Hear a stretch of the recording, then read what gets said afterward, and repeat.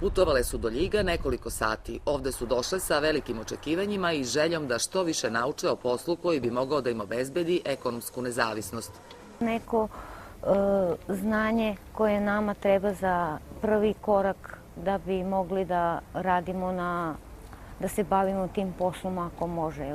Suprug radi, ja ne radim, 3 deteta. Judit Kiš sa suprugom Laslom već godinama gaji lekovito bilje. Došla je u Ljig sa namerom da proširi asortiman. Oni već puno bolje i drugačije može da realizuju nego ja. Jer ja nemam takav plastenik, nemam sistem za oparavanje, za grejanje i za sve to. Ali bez toga mnogo teško ide taj posao.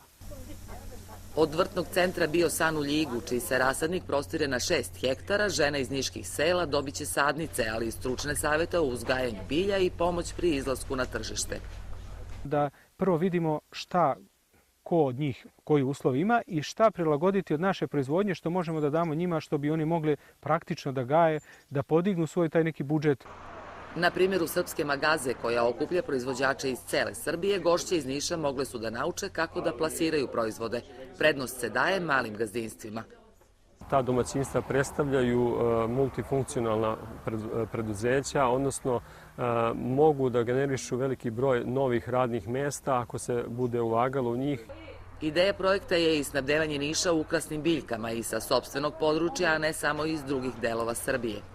Sela nadomak Niša na svega 7 km nemaju tu razvijenu proizvodnju, a imaju sjajne preduslove za njen razvoj i tržište koje im je na domak ruke.